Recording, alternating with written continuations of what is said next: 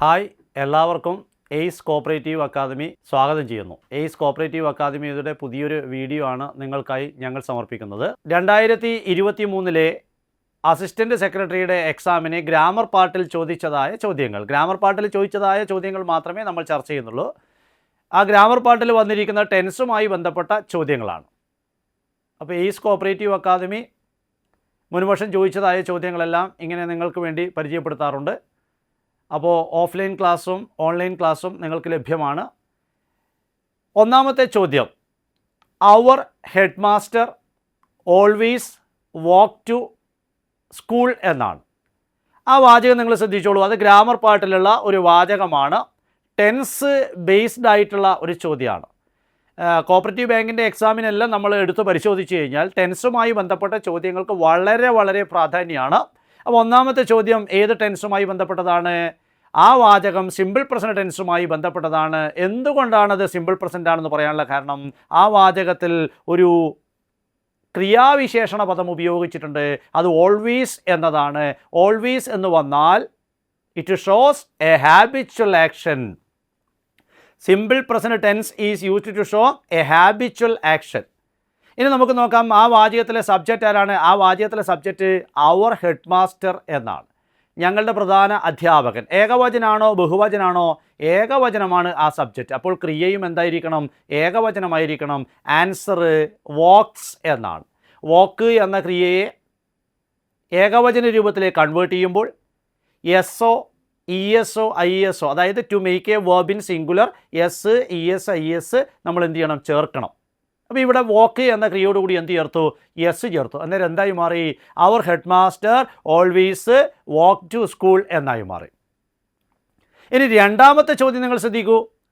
My father ബ്രാക്കറ്റിൽ കൊടുത്തിരിക്കുന്നു drink a lot of water daily as advised by his doctor എന്നാണ്. Doctor നിർദ്ദേശിച്ചത് പ്രകാരം എല്ലാ ദിവസവും ധാരാളം വെള്ളം കുടിക്കുന്നു എൻ്റെ അച്ഛൻ എന്നാണ്. ആ വാചകവും ഏതുമായി ബന്ധപ്പെട്ടതാണ്? സിമ്പിൾ പ്രസൻറ്റ് ടെൻസുമായി ബന്ധപ്പെട്ടതാണ്. കാരണം എന്താ? ആ വാചകത്തിലും ഒരു ക്രിയാവിശേഷണ പദം ഉപയോഗിച്ചിരിക്കുന്നു. അത് ഡെയിലിയാണ്. ഒന്നാമത്തെ വാചകത്തിൽ ഓൾവേസ് എന്നാണെങ്കിൽ രണ്ടാമത്തെ വാചകത്തിൽ ഡെയിലി എന്നാണ്. ഈ രണ്ട് വാചകങ്ങളും ഏത് ടെൻസുമായി ബന്ധപ്പെട്ടതാണ്? സിമ്പിൾ പ്രസൻറ്റ് ടെൻസുമായി ബന്ധപ്പെട്ടതാണ്. അപ്പോൾ മൈ ഫാദർ എന്നത് ഏകവചനമായതുകൊണ്ട് ക്രിയയും എന്തായി മാറി? ഏകവചനമായി. അപ്പോൾ ആൻസർ എന്ത് വേണം? My father drinks a lot of water daily as advised by his doctor എന്നാണ്. ദെയർ സ്കൂൾ ബ്രാക്കറ്റിൽ റീ ഓപ്പൺ നെക്സ്റ്റ് മന്ത് എന്നാണ്. ഈ വാചകത്തിൻ്റെ പ്രത്യേകത എന്താ? This sentence is also simple present tense. ഈ വാചകവും ഏത് ടെൻസാണ്? അപ്പോൾ നമുക്ക് സിമ്പിൾ പ്രസൻറ്റ് ടെൻസുമായി ബന്ധപ്പെട്ട് രണ്ട് ചോദ്യം വന്നു. ഇത് മൂന്നാമത്തെ ചോദ്യമാണ്. ദെയർ സ്കൂൾ ബ്രാക്കറ്റിൽ റീ ഓപ്പൺ നെക്സ്റ്റ് മന്ത് എന്നാണ്. ദെയർ സ്കൂൾ എന്നത് ഏകവചനമായതുകൊണ്ട് ക്രിയയും എന്തായി മാറി? സ്കൂൾസ് എന്നായിരുന്നുവെങ്കിൽ അത് ബഹുവചനം, സ്കൂൾ എന്നായതുകൊണ്ട് ഏകവചനം. അപ്പോൾ ക്രിയ എന്തായിരിക്കണം? ഏകവചനം. അവിടെ ആൻസറായിട്ട് നമുക്ക് എടുക്കാൻ പറ്റുക റീ ഓപ്പൺസ് എന്നാണ്. സ്കൂൾസ് എന്നായിരുന്നു എങ്കിൽ റീ ഓപ്പൺ എന്നെടുക്കും. സ്കൂൾ എന്നായതുകൊണ്ട് റീ ഓപ്പൺസ് എന്നെടുത്തു. അതിൻ്റെ കാരണം എന്താ?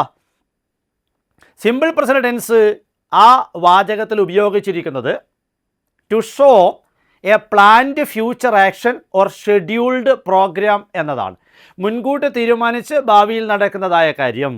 To show a planned future action അല്ലെങ്കിൽ എ ഷെഡ്യൂൾഡ് പ്രോഗ്രാം. അതുമായി ബന്ധപ്പെട്ടിട്ടാണ് ആ വാചകം വന്നിട്ടുള്ളത്. സിമ്പിൾ പ്രസൻറ്റ് ടെൻസ് ആണ് അവിടെ വേണ്ടത്. സ്കൂൾ എന്നത് സിംഗുലർ ആയതുകൊണ്ട് റീ ഓപ്പൺസ് എന്ന് വന്നു. സ്കൂൾസ് എന്നായിരുന്നുവെങ്കിൽ റീ ഓപ്പൺ എന്നാകുമായിരുന്നു. പലർക്കും നെക്സ്റ്റ് വീക്ക് കണ്ടതുകൊണ്ട്, നെക്സ്റ്റ് മന്ത് കണ്ടതുകൊണ്ട്, നെക്സ്റ്റ് ഇയർ കണ്ടതുകൊണ്ട് ആശയക്കുഴപ്പമുണ്ടാകും. പക്ഷെ ഇവിടെ നമ്മൾ ശ്രദ്ധിക്കേണ്ടത് ആ വാചകം ഏതുമായി ബന്ധപ്പെട്ടതാണ്? സിമ്പിൾ പ്രസൻറ്റ് ടെൻസുമായി ബന്ധപ്പെട്ടതാണ്. അടുത്തായി നോക്കൂ. ഇറ്റ് ബ്രാക്കറ്റിൽ കൊടുത്തിരിക്കുന്ന റെയിൻ നൗ എന്നാണ്. റെയിൻ എന്നത് ഒരു വേർബായിട്ട് ഉപയോഗിക്കാം, മഴ എന്ന നൗണായിട്ട് ഉപയോഗിക്കാം. ഇറ്റ് എന്നത് ഏകവചനമായതുകൊണ്ട് ക്രിയയും ഏകവചനമായിരിക്കും. ഇനി ആ വാചകത്തിൽ ഒരു ടൈം വേർഡ് ഉപയോഗിച്ചിരിക്കും. നേരത്തെ വാചകത്തിൽ ഉപയോഗിച്ചിരിക്കുന്നത് ഒന്നിൽ ഓൾവേസ് എന്നാണ്, മറ്റത് ഡെയിലി എന്നാണ്, മറ്റത് നെക്സ്റ്റ് മന്ത് എന്നാണ്. അങ്ങനെയാണെങ്കിൽ ഇവിടെ നമ്മൾ ഉപയോഗിക്കുന്നത് നൗ എന്നാണ്. നൗ എന്ന് വരുമ്പോൾ ആ വാചകം ഏതിനെ സൂചിപ്പിക്കുന്നു? പ്രസൻറ്റ് കണ്ടിന്യൂസ് ടെൻസിനെ സൂചിപ്പിക്കും. അപ്പോൾ ഓർഡറിലാണ് ആ അസിസ്റ്റൻറ്റ് സെക്രട്ടറിയുടെ എക്സാമിന് ക്വസ്റ്റ്യൻ പേപ്പർ വന്നിട്ടുള്ളത്. സിമ്പിൾ പ്രസൻറ്റ് 3 ചോദ്യങ്ങൾ വന്നു. നാലാമത്തത് പ്രസൻറ്റ് കണ്ടിന്യൂസ് ടെൻസുമായി ബന്ധപ്പെട്ടിട്ടാണ്. ഇറ്റ് ഡാഷ് ബ്രാക്കറ്റിൽ റെയിൻ നൗ എന്നാണ്. ആൻസർ ഈസ് റെയിനിങ് എന്നാണ്. ഇപ്പോൾ മഴ പെയ്തുകൊണ്ടിരിക്കുന്നു എന്നാണ്. പറയുന്ന സമയത്ത് ഒരു പ്രവൃത്തി നടന്നുകൊണ്ടിരിക്കുന്നു എന്ന് കാണിക്കാൻ പ്രസൻറ്റ് കണ്ടിന്യൂസ് ടെൻസ് ആണ് ഉപയോഗിക്കുക. അഞ്ചാമത്തെ ചോദ്യം നമുക്ക് ശ്രദ്ധിക്കാം. അഞ്ചാമത്തെ ചോദ്യം ഷീ ബ്രാക്കറ്റിൽ അണ്ടർസ്റ്റാൻഡ് ദ ഹോൾ പൊസിഷൻ എന്നാണ്. ആൻസർ ആയിട്ട് അണ്ടർസ്റ്റാൻഡ് കൊടുത്തു, അണ്ടർസ്റ്റാൻഡ്സ് കൊടുത്തു, ഈസ് അണ്ടർസ്റ്റാൻഡിങ് കൊടുത്തു, then last one none of this. ഇവിടെയാണ് നമ്മൾ ശ്രദ്ധിക്കേണ്ടത്. ഇതും സിമ്പിൾ പ്രസൻറ്റ് ടെൻസുമായി ബന്ധപ്പെട്ട ഒരു പാർട്ടാണ്. നോൺ കൺക്ലൂസീവ് വേർബ്സ് എന്ന പാർട്ടാണ്. Non conclusive verbs. എന്താ നോൺ കൺക്ലൂസീവ് വേർബ്സ് എന്നതുകൊണ്ട് ഉദ്ദേശിക്കുന്നത്? Some verbs are not used in the continuous tense. ചില ക്രിയകൾ എന്ത് ചെയ്യാറില്ല? കണ്ടിന്യൂസ് ടെൻസിൽ ഉപയോഗിക്കാറില്ല. Those verbs are called non conclusive verbs എന്നാണ്. അപ്പോൾ അണ്ടർസ്റ്റാൻഡ് എന്നത് എന്താണ്? ഒരു നോൺ കൺക്ലൂസീവ് വേർബാണ്. അപ്പോൾ സ്വാഭാവികമായും കർത്താവ് ഏകവചനം വരുമ്പോൾ ക്രിയയും എന്തായിരിക്കണം? ഏകവചനം വരണം. ആൻസർ അണ്ടർസ്റ്റാൻഡ്സ് എന്നാണ്. ഇപ്പം നോൺ കൺക്ലൂസീവ് വേർബ് എന്ന പാർട്ടിൽ നിന്നും ചോദ്യം വന്നു. അഞ്ചാമത്തെ ചോദ്യം അതാണ്. ഇനി 6th വൺ എന്താ നമുക്ക് നോക്കാം. ദാറ്റ് ഹൗസ് ബ്രാക്കറ്റിൽ ബിലോങ് ടു മൈ ബ്രദർ എന്നാണ്. ആ ക്രിയയും ഏതുമായി ബന്ധപ്പെട്ടതാണ്? It is also known conclusive verbs. ഇതും എന്താണ്? ഒരു നോൺ കൺക്ലൂസീവ് വേർബ്സ് ആണ്. ആ വെർബിൻ്റെ പ്രത്യേകത കണ്ടിന്യൂസ് സെൻസ് ഉപയോഗിച്ച് പറയാത്ത ക്രിയകൾ. ഇനി കണ്ടിന്യൂസ് സെൻസ് ചില ക്രിയകൾ ഉപയോഗിക്കാറുണ്ട്. കണ്ടിന്യൂസ് സെൻസിൽ ആ ക്രിയകൾ ഉപയോഗിക്കുകയാണെങ്കിൽ മീനിങ് വിൽ ബി ഡിഫറൻറ്റ്. അതിൻ്റെ മീനിങ് എന്തായിരിക്കും? വ്യത്യസ്തമായിരിക്കും. അപ്പോൾ that house dash to my brother എന്നാണ്. ദാറ്റ് ടു മൈ അങ്കിൾ എന്നോ ഒക്കെ വരാം. അപ്പോൾ ദാറ്റ് ഹൗസ് എന്നത് സിംഗുലർ ആയതുകൊണ്ട് ക്രിയയും എന്തായി മാറും? സിംഗുലറായി മാറും. ഇവിടെയും ആൻസർ ബിലോങ്സ് എന്നാണ്. ഇവിടെ ആൻസർ ബിലോങ്സ് എന്നാണ്. തൊട്ട് മുമ്പിലത്തെ വേർബും അണ്ടർസ്റ്റാൻഡ് അത് അണ്ടർസ്റ്റാൻഡ്സ് എന്നായി മാറി. ഇവിടെ ബിലോങ് എന്നത് ബിലോങ്സ് എന്നായി മാറി. ഇവിടെ രണ്ട് വാചകങ്ങളും സബ്ജക്റ്റ് എന്താണ്? സിംഗുലറാണ്. ഏഴാമത്തെ ചോദ്യം നമുക്ക് നോക്കാം. ഷീ ബ്രാക്കറ്റിൽ മീറ്റ് ഹിം ലാസ്റ്റ് മന്ത്. ഈ വാചകം സിമ്പിൾ പാസ്റ്റ് ടെൻസുമായി ബന്ധപ്പെട്ടിട്ടാണ്. അപ്പോൾ നോക്കി, ടെൻസുമായി ബന്ധപ്പെട്ട ചോദ്യം അസിസ്റ്റൻറ്റ് സെക്രട്ടറിയുടെ പരീക്ഷയ്ക്ക് 10 മാർക്കിൻ്റെ ടെൻസുമായി ബന്ധപ്പെട്ട ചോദ്യങ്ങളാണ് വന്നത്. ഈ വാചകം സിമ്പിൾ പാസ്റ്റ് ടെൻസാണ്. എന്തുകൊണ്ടാണ് സിമ്പിൾ പാസ്റ്റ് ആയത്? അവിടെ ഒരു ക്രിയാവിശേഷ പദം ഉപയോഗിച്ചിരിക്കുന്നു. കഴിഞ്ഞ മാസം അവൾ അവനെ കണ്ടു. കഴിഞ്ഞ മാസം. To show an action took place. To show an action occurred at a particular time in the past. ഭൂതകാലത്തിൽ ഒരു കൃത്യമായ സമയത്ത് ഒരു പ്രവൃത്തി നടന്നു എന്നാണ് പറയുന്നത്. അവിടെ നമ്മൾ ഏത് ടെൻസ് ഉപയോഗിക്കാൻ പാടുള്ളൂ? Simple past tense. Meet, met, met. Here answer എന്താണ്? മെറ്റ് എന്നാണ്. കാരണം ആ വാചകം സിമ്പിൾ പാസ്റ്റ് ആയതുകൊണ്ടാണ്. എട്ടാമത്തെ ചോദ്യം നമുക്ക് നോക്കാം. ഹി ബ്രാക്കറ്റിൽ ലേൺ ഡ്രൈവിംഗ് ഇൻ 2015 എന്നാണ്. 2015 അവൻ ഡ്രൈവിംഗ് പഠിച്ചു എന്നാണ്. ഈ വാചകവും ഏതിനെ സൂചിപ്പിക്കുന്നു? An action happened or occurred or took place at a particular time in the past. ഭൂതകാലത്തിൽ കൃത്യമായ സമയത്ത് ഒരു പ്രവൃത്തി നടന്നു എന്നാണ് ഈ വാചകം നമുക്ക് പറഞ്ഞു തരുന്നത്. ഇൻ 2015 എന്നോ ഇൻ 1947 എന്നോ ഇൻ 1948 എന്നോ ഒക്കെ പറഞ്ഞാൽ ആ വാചകത്തെ നമുക്ക് എന്ത് ചെയ്യാം? സിമ്പിൾ പാസ്റ്റ് ടെൻസിലേക്ക് കൺവേർട്ട് ചെയ്യാം. ഇവിടെ ആൻസർ ലേൺഡ് എന്നാണ്. LEARNED. ഇനി ഇതിൻ്റെ പാസ്റ്റായിട്ട് വേണമെങ്കിൽ LEARNT എന്നും വരാം. രണ്ട് രൂപത്തിൽ ഉപയോഗിക്കുക പാസ്റ്റ് ഫോംസ്. അപ്പോൾ ഇവിടെ answer he learned driving in 2015. അപ്പോൾ സിമ്പിൾ പാസ്റ്റ് ടെൻസിൽ നിന്ന് എത്ര ചോദ്യങ്ങൾ വന്നു? 2 ചോദ്യങ്ങൾ വന്നു. അടുത്ത നോക്കാം നമുക്ക്.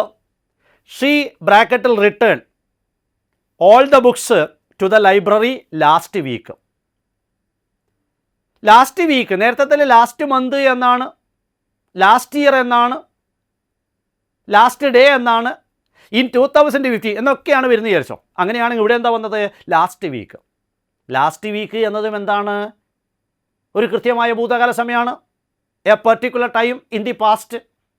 ഇവിടെയും നമുക്ക് ഏത് ടെൻസ് ഉപയോഗിക്കുക? സിമ്പിൾ പാസ്റ്റ് ടെൻസാണ് ഉപയോഗിക്കുക. കാരണം ലാസ്റ്റ് വീക്ക് എന്ന് വന്നിട്ടുണ്ട്. അപ്പോൾ ആൻസർ ഷീ റിട്ടേൺഡ് തിരിച്ചു നൽകി എന്നാണ്, തിരിച്ചേൽപ്പിച്ചു എന്നാണ്. All the books to the library last week. അടുത്ത് നോക്കാം നമുക്ക് ഏത് ടെൻസാണെന്ന്. They already vacate the shop എന്നാണ്. ഓൾറെഡി അവരെന്ത് ചെയ്തിരിക്കുന്നു? കട ഉപേക്ഷിച്ചിരിക്കുന്നു, ഒഴിവാക്കി കൊടുത്തിരിക്കുന്നു എന്നാണ്. അവിടെ ഒരു ക്രിയാവിശേഷ പദം വന്നിട്ടുണ്ട്. ഓൾറെഡി എന്നതാണ്. ഇതിനോടകം തന്നെ എന്ന അർത്ഥത്തിലാണ്. വിത്തിൻ ദിസ് പീരീഡ് എന്നാണ്. ഓൾറെഡി എന്നാണ്. ആ വാചകം പ്രസൻറ്റ് പെർഫെക്റ്റ് ടെൻസുമായി ബന്ധപ്പെട്ടതാണ്. അപ്പോൾ ആ വാചകത്തിൻ്റെ ഘടന എങ്ങനെയായിരിക്കണം? ഓൾറെഡി എന്ന ക്രിയാവിശേഷ പദം ഓക്സിലറി വെർബിൻ്റെയും മെയിൻ വെർബിൻ്റെയും ഇടയിലായിട്ട് വരണം. ഓക്സിലറി വെർബിൻ്റെയും മെയിൻ വെർബിൻ്റെയും ഇടയിലായിട്ട് വരണം. പ്രസൻറ്റ് പെർഫെക്റ്റ് ടെൻസിൻ്റെ സൂത്രവാക്യം എന്താണ്? Subject plus has or have plus V3 എന്നാണ്. ദേ ഹാവ് ഓൾറെഡി വെക്കേറ്റഡ് എന്നാണ്. They have already vacated. Yes, ആ വാചകം പ്രസൻറ്റ് പെർഫെക്റ്റ് ടെൻസിലാണ്. അപ്പം ഇങ്ങനെയുള്ള ചോദ്യങ്ങളെല്ലാം നമുക്ക് കൃത്യമായി ഫുൾ മാർക്ക് മേടിക്കാം, വാങ്ങിച്ചെടുക്കാം. എയ്സ് കോപ്പറേറ്റീവ് അക്കാദമിയുടെ ഓഫ്ലൈൻ ഓൺലൈൻ ബാച്ചിലൂടെ ഫുൾ മാർക്ക് നമുക്ക് സ്കോർ ചെയ്യാം. നിങ്ങൾക്കേവർക്കും സ്വാഗതം.